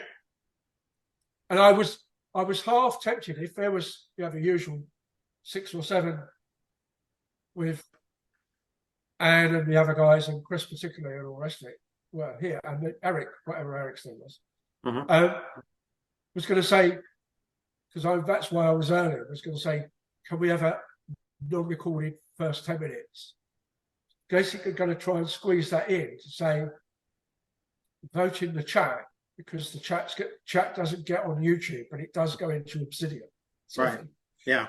And then, of course, I don't know. Does I presume Zoom chat allows you to write a poll? I don't know how. I haven't tried, but I believe it does. Yeah, I would imagine with all this new AI stuff, there's probably a way. Absolutely. Yeah. Yeah, I'm sure there is. Yep. So what's the 2-man answer? Since I'm counting myself out for it. Since we're what I might be late. I might be late next week. I don't know yet. Okay. That I think that is probably. Yeah, I think that I mean we're not all in the same place, so it's going to make it more complicated. But yeah, I think at some point we we probably need to kind of put our money where our mouth is. And then particularly back to John's, are we actually convinced he's not cherry picking? Particularly on climate change, it's one of the biggest accusations for the denier team. Mm-hmm. They are cherry picking, and or that the pro climate change people are cherry picking. Mm-hmm. And then you look at people like Erastus and Hayhoe and John Cook out of George Mason, and they're explicitly talking about the research papers by others that are saying that the 400 quotes we've got or the 400 references we've got are not cherry picked. So there are clearly people that are sufficiently worried to actually get somebody else to check it. Mm-hmm. And earlier last month, well, still, first week or so, I got it late October, but there's that African American called Neil deGrasse Tyson does his birthday message first week of October. His birthday's the 5th, so he's like 5th or the 6th. He's like 5 days younger than Nessa. And his part of his birthday message this year was when he was growing up in the 60s and 70s, as interested in science as he was, he's a Carl Sagan fan, met Carl Sagan, right? Got an intro letter from him, so it's clearly there. Mm-hmm. Apparently, he wasn't aware of the deniers, and yet my off-the-cuff answer to that is: so you never saw the backstabbing going on with the critique and the slagging off of Silent Spring? Oh, right. Okay. Well, yeah, but it wasn't connected. So Silent Spring was slagged off, and she was accused of being, a hysterical housewife and all of that. But climate was very separate. Yes, I don't disagree. At that point, it was a very different science, and there was no sort of multidisciplinary research going on. It was all, I'm a climatologist, I'm a geologist, I'm a geologist. Yeah. But the statement from an astrophysicist who doesn't know anything about climate said, science deniers. We could not have gone to the moon and done all these big, terrible things of making the internet if we weren't scientifically literate. It wasn't explicitly at any point on his statement about climate scientist deniers any more than it was about flat earthers or we don't believe the Copernican solar system, whatever. It was science deniers and not. Examples were given, but not in the 2 lead paragraphs. Well, I mean, Tyson bugs me because he loves to oversimplify, and it's like that. I mean, it's like the question. I mean, to take it out of science, right? It's like the question of are American elections tampered with? Well, yes, obviously, American elections have been tampered with since the beginning of American elections, right? And we've had, I mean, Samuel Tilden won the 1876 presidential election, and Rutherford B. Hayes became president, right? So, and arguably, Andrew Jackson won the 1828 president, the previous one, right? The 24 presidential election, and and John Quincy Adams became president. So, so there's been, this has gone on throughout American history, right? But you can't, but now we found ourselves in a place where you can't say that our electoral process is flawed, or you're canceled. Yeah. But I see it as you're flawed before you even elect because of all the gerrymandering. Oh, yeah, because we've only got these two Yahoo clowns to vote for. Yeah. It's a two-horse and a hoof race. Yeah. Yep. At least historically, for most of the time, we've had three parties and a handful of hoofs. But oddly enough, one of the things that has been shown in some of the British elections, not necessarily not just on national ones, but even the European ones and particularly the local ones, is the electoral. We have a printed electoral roll, and I think it's always been electronic in my lifetime. I know about it was one of the first things that went on a computer, but you have printed copies in libraries, which is how we check. Originally, when I was a librarian back in the mid-70s, that's how we check you are who you are, because you save at your Tom Smith at 16 Rose Drive, and yeah, there's Tom Smith at 16 Rose Drive. And one of the issues that has bugged quite a few people, both left and right and in the middle, is the cultural mechanism that forces certain people to give the elder relatives all the voting cards. So you go to, in the UK, you go to a voting station with a voting card, it's got your name on it, a name on it. You look like that name, you're taking a beer at name.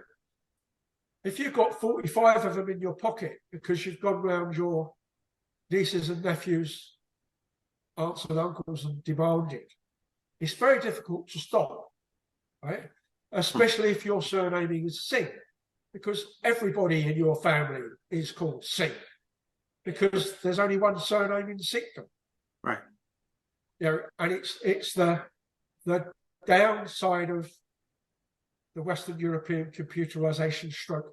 How do we organize names that those people, you know, people have to, in theory, have to have two names, forename and a family name or surname. And if they've got half a dozen, as many Indians do, they often just italicize the one in the middle, or for all the ones in the middle. And so and here, apart from voting's not really that much a common thing, it's like you stand in the mail today and go, yo, Mohammed, and 40% of the people will turn their heads because they'll be, I'm Mohammed Rashid Abdullah something, and I'm Abdullah Mohammed Rashid something, right. and I'm their brother, and my third name's Mohammed. Yeah. So, and it was always when I was working for the government here, it was always one of the things that, oh, that was Mohammed, and I go, okay, which one? What floor is he on? Tall, short, fat, old, you know, ugly, whatever. And it's it's the Mohammed you don't know. We'll take you to it. Yeah. Yeah. So that complicates everything's complicated. So I don't know where the cancelling by one half of the media stroke publicity machine versus the other is all down because you're just building a bigger and bigger chasm between the two halves, right? Yeah, really. Which is why I said back when we spoke about that Wicked Witch of the Left, young Rachel,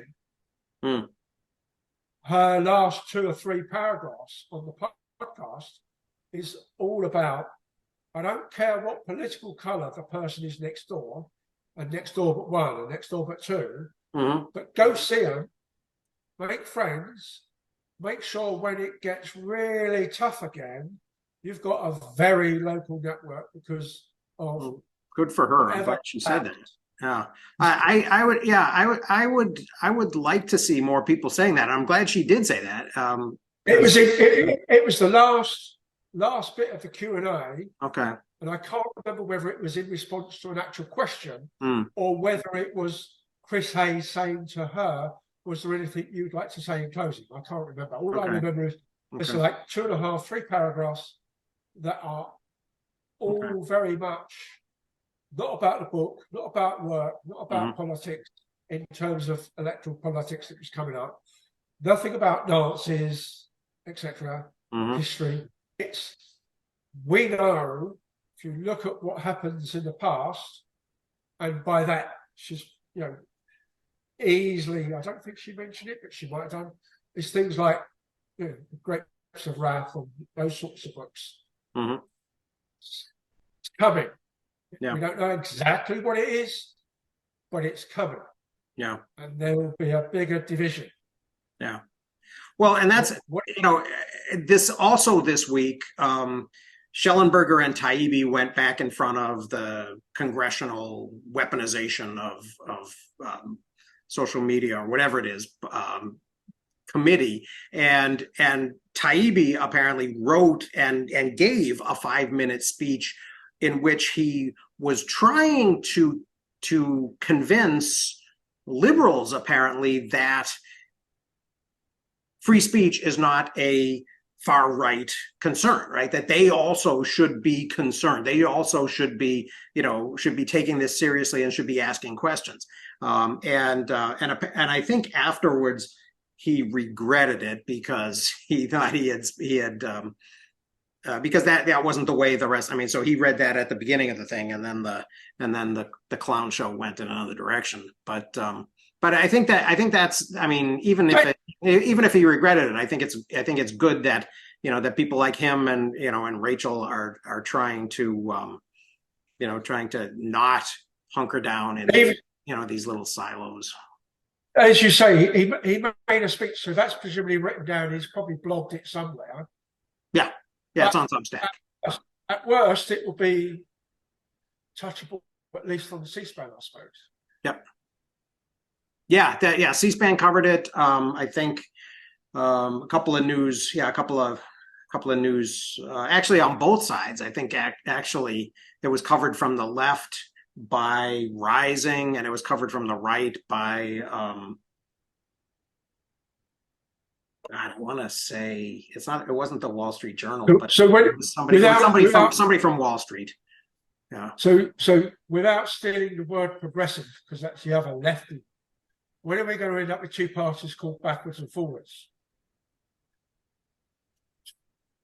Yeah. As opposed to, at the moment, we don't have a group saying we're aggressive, as opposed to aggressive, because we've got a group that says we're not liberal, we're progressive. Right? Well, and actually, I mean, I would still like to put, you know, on the on deck circle for our reading group, I'd like to put something by Thomas Frank, because I think that one of the things that has gotten lost along the way has been the idea that populism could be a unifying idea, right? Actual populism, actually people's party kind of populism, which attracts people from the, you know, from both sides, from the left and the right, you know, that are actually both critical of the center, which is where all of these pretend parties that we have are. All the deals get done. So populism, as in there are no others. We are all in this together. Yeah, we like it. Yeah. Whether we agree on things or not, we're still people. Yeah. Well, that was as part of the phrasing from Rachel. Regardless of the party, regardless of what we think, we're all here. We're all on the same street, in the same village, in the same town, in the same borough, same district, etc., etc., etc.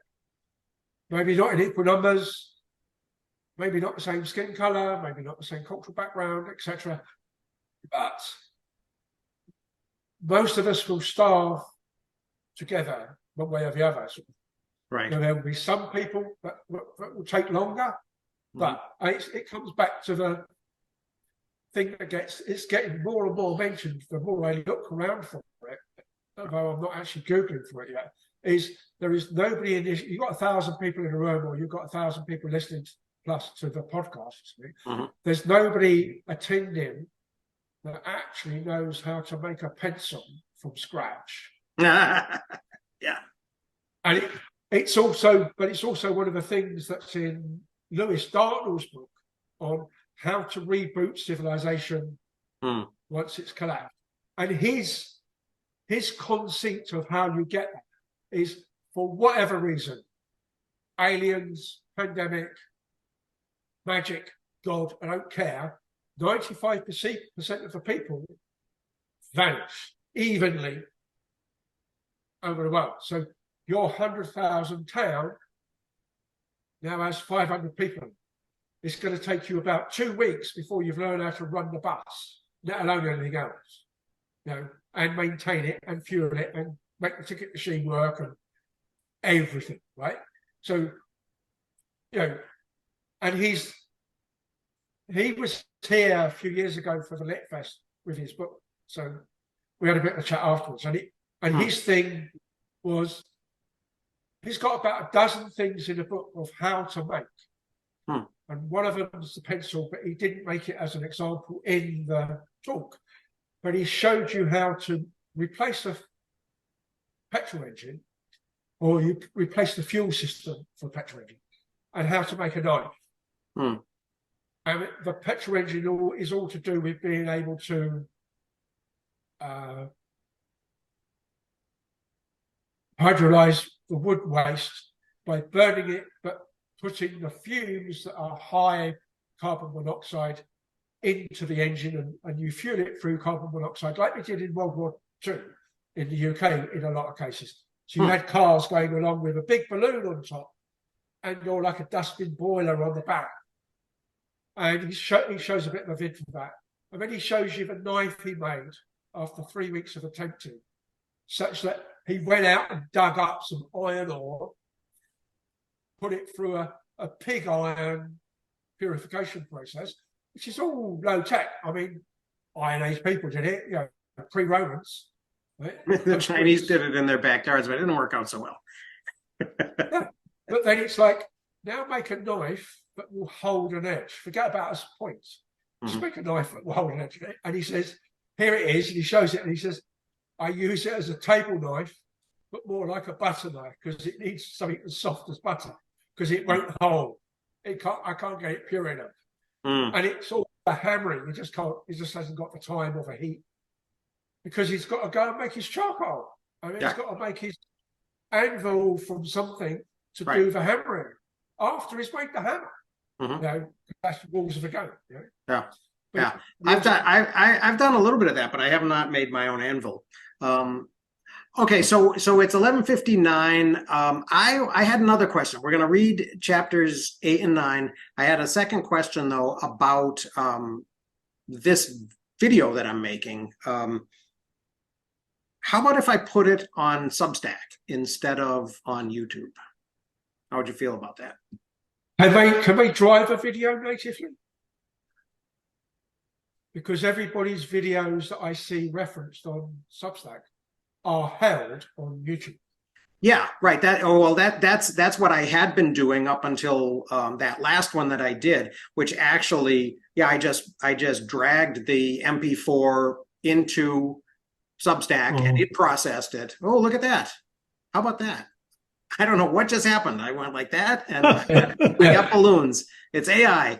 So in any case, so I was thinking I might try to put it, because YouTube is Google, and that kind of bugs me a little bit. So you can just upload any video. You don't have to.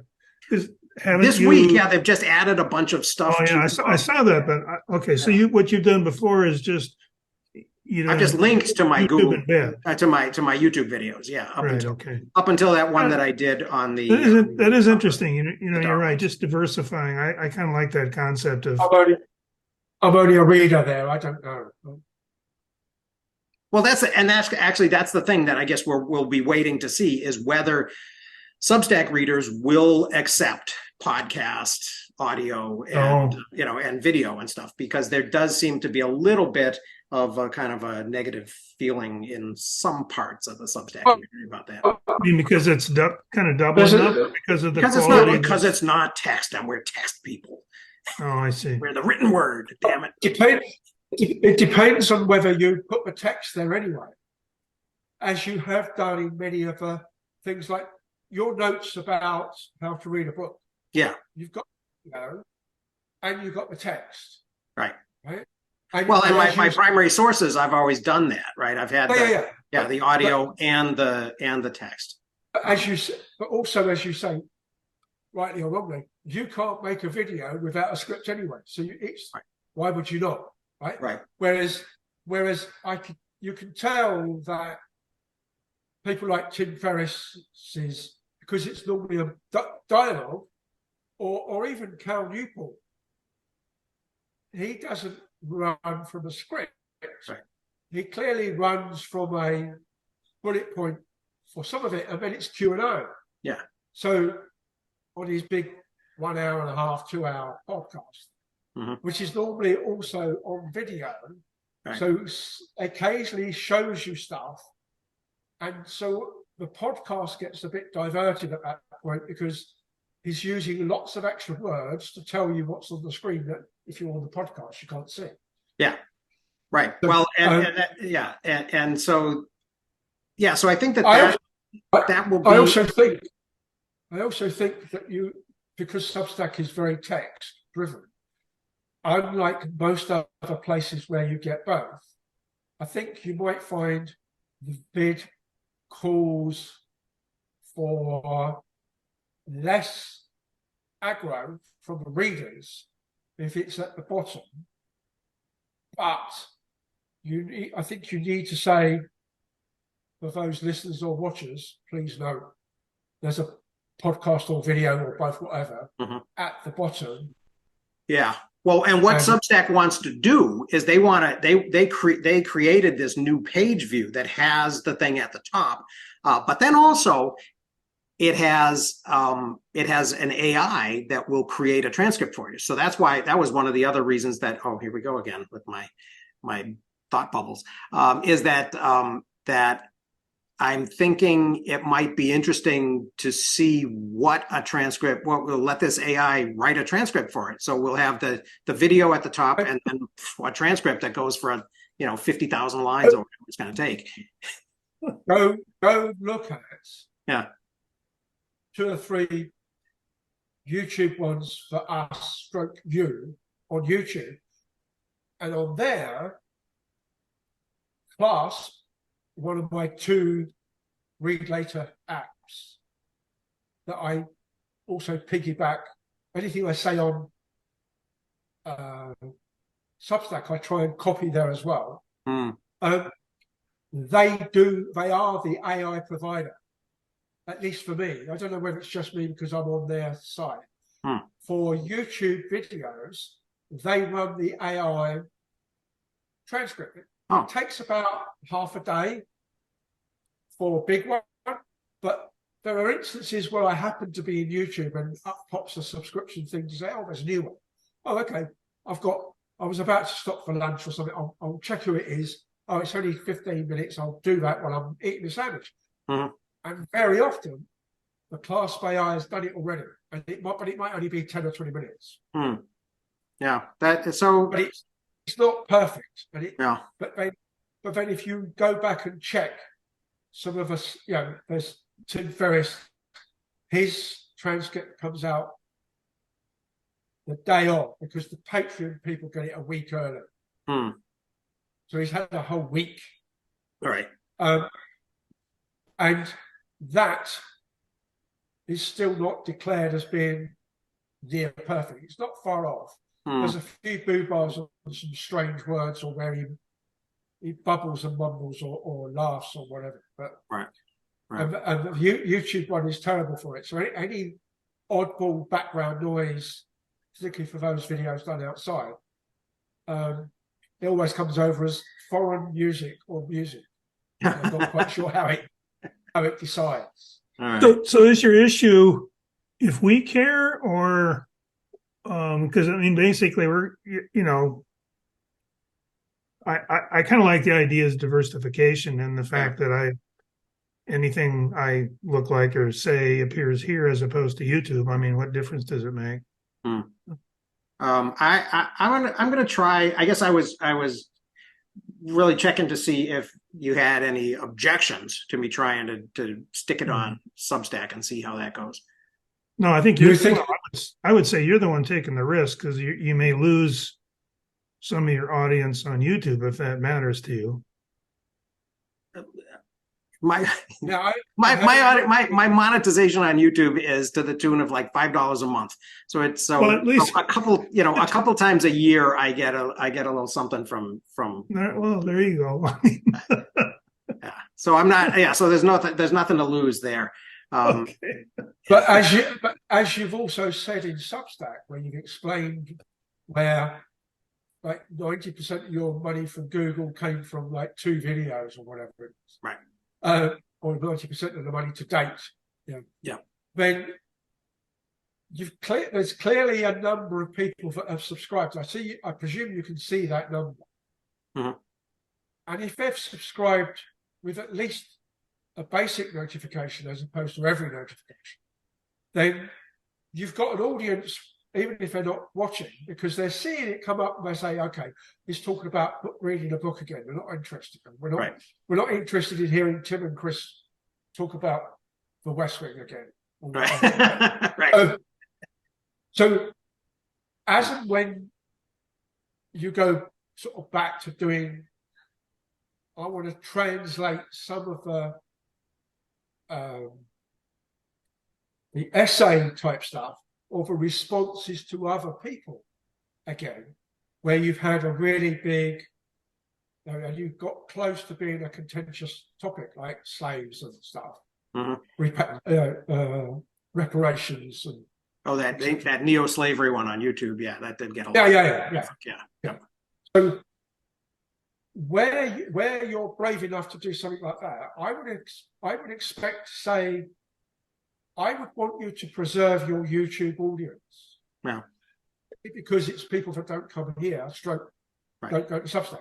Now, the guy I was speaking about earlier that does the World War II mainly battles, but occasionally politics and economics, or about certain big names in World War II.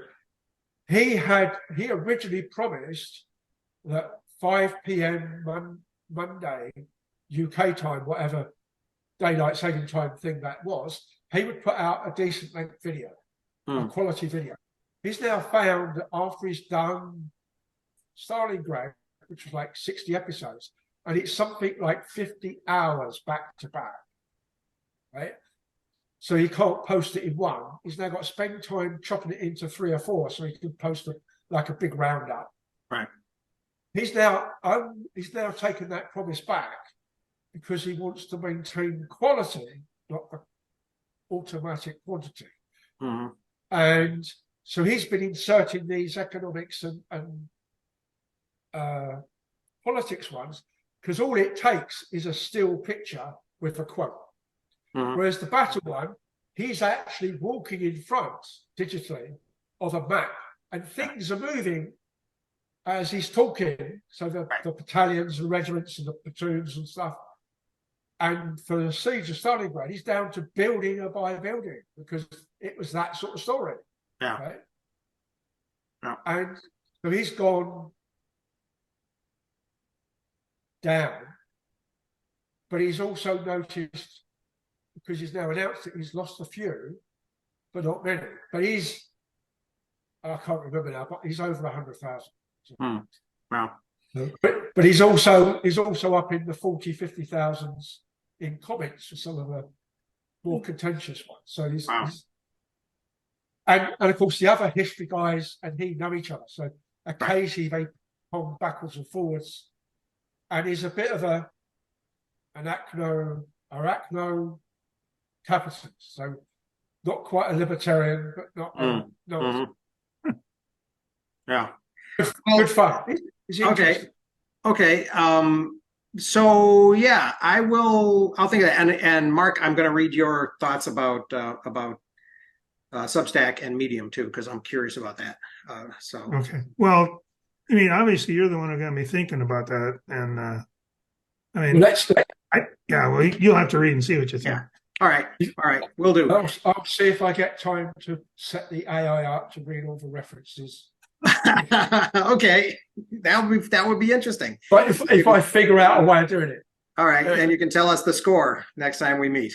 Thanks. Yeah. Ciao, ciao. Yeah.